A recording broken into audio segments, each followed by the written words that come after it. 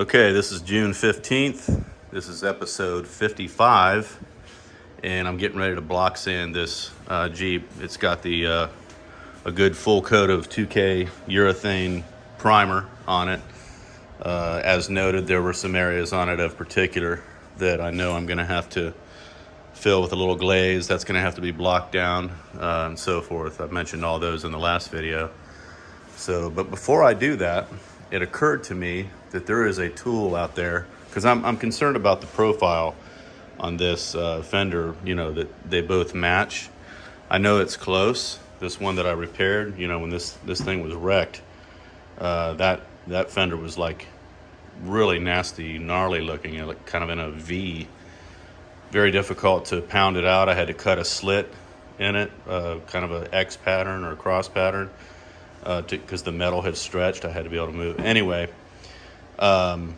it occurred to me there's a tool that I can use, and that is this little gem right here. Picked it up at Lowe's this morning for 10 bucks.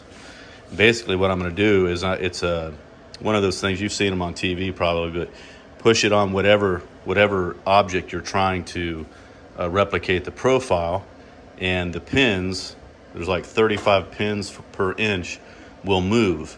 So according to that shape, and then you've got, it's good for like woodworking, like crown molding, matching it, tile work, whatever, going around corners when you're trying to find the angle of, I remember doing flooring over at my old house, and there was some angles that were kind of weird. But anyway, so without further ado, that is the profile of that curve on that fender. So if I take it over here, let me hold this with my other hand, and I put it on this, you can see I'm a little bit off.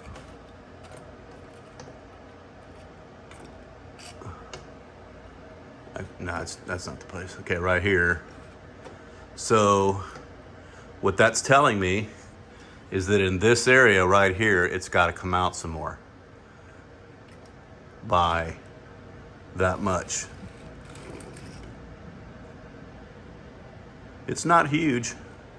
It's not a huge amount, but I'm going to have to be careful to place it in the same exact spot. But I know I got a little bit of filler to add right there in order to get it out where it needs to be. Now, as mentioned before, it's a little bit risky getting that too thick for fear that it might crack. I suspect right now that it's probably, if I were to guess, maybe about a 1/16 of an inch thick total, if I were to sand into that or flap it down. So it's a little bit risky, but I'm gonna gamble. I'm gonna take a chance, and I'm gonna fill that so that it looks just like that fender, or awful darn close, where nobody would be able to tell the difference except here. And again, as I mentioned yesterday, I'm going to have to do something about getting a straight line there and finesse that to try to create that profile as well. So, all right, here we go.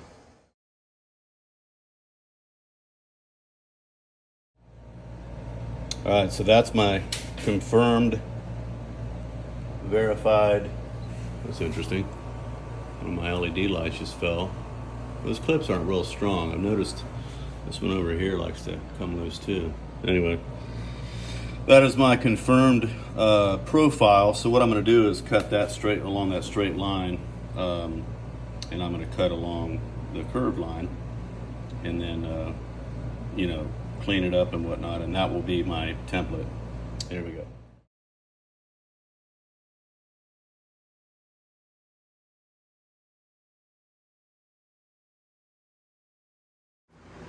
All right, a little improvisation as I go here. I wanted to try to work this line out here a little bit better. So I think it's a little better than it was. It gives me a better something to work with, because I really didn't have much of a line there before. All I had was a waviness. So I decided to take all the filler off of it and just work it up and work it back into where I knew the fiberglass cloth is.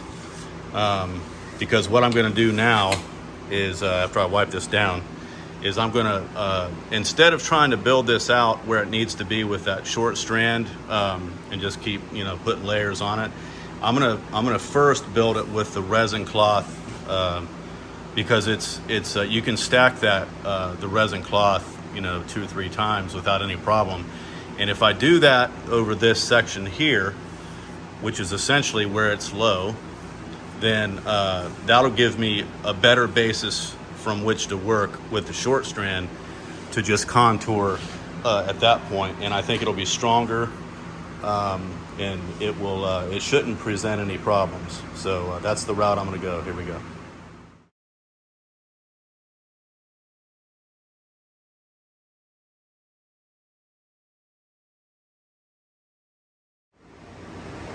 All right, I've got that fiberglass cloth and resin applied, and so I'm gonna let that sit up overnight. I stuffed some resin back in there too. There's a piece of cloth on the back side of the fender too when I made that repair, because of that slit that I had to cut in. It was a pretty wide opening. I wanted to have a backer there, so it's there. It's gonna be, let's see if I can get up underneath there. Yeah, it's kind of gnarly, but it's there. It ain't going anywhere.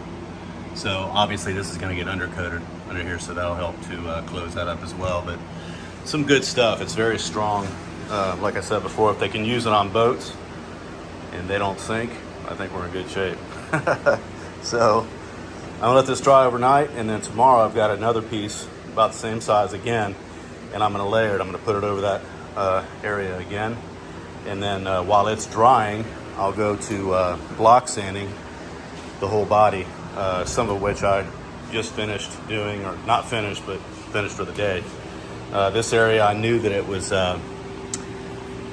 it turns out, I mean, we get what I thought, but this is low in here somehow or other. I mean, it's lower than this part of the panel, even this part. Somehow or other, I don't know if that got bumped at one point, but it's low up underneath the word, as one of my great friends called it, Jeep.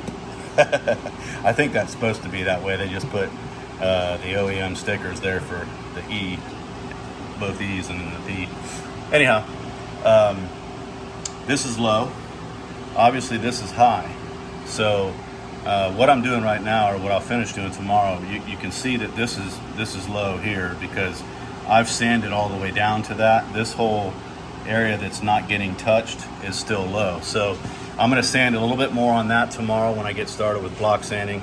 And what I'll end up doing is I'll end up glazing this right here to try to, create some, to pull that out some, as well as down here. And I might even just barely graze that as well. Well, no, I'll probably use the self-etching primer there, because I don't want to build that up at all. I just want to build this up a little bit, and this down here up a little bit. And then from there, go on with the panels and do the trouble areas that I saw. And while this is drying, the second layer is drying. And then by the time I get around to this side here and get it all blocked, the second layer will be dry, and I'll be able to start putting the short strand fiberglass on it and get that built out to where it needs to be. Now this here down at the bottom, I did get a little bit of body line action there. It's still not where it needs to be in here. So what I'm gonna do is when I'm building this with some short strand, is I'm gonna bring it down to the edge right there, and then I'm gonna smooth this, and I'm gonna create an edge and create somewhat of a little bit deeper valley. It doesn't have to be real deep, but I'm gonna try to create that edge. And I've got it out from right here, but I don't have it here, and then I pick it back up again here. So it's really right in this section right here that I really got to try to do something with it. So it's gonna take some creativity and patience. This will need to be sanded back just a little bit. I made it a little bit too crisp there, because if you notice, this is not that crisp, and there was nothing wrong here. So I know that's how it's supposed to look. So that's what I'm gonna try to do there as well. So I think it'll be worth the effort. It's stalling my time a little bit to paint, but in the long run, I know I'm going to be happier with it, and that I made every effort that I could to get it to look like that one. So that's going to do it for today. It is now beer 30. So I'll catch you guys next time.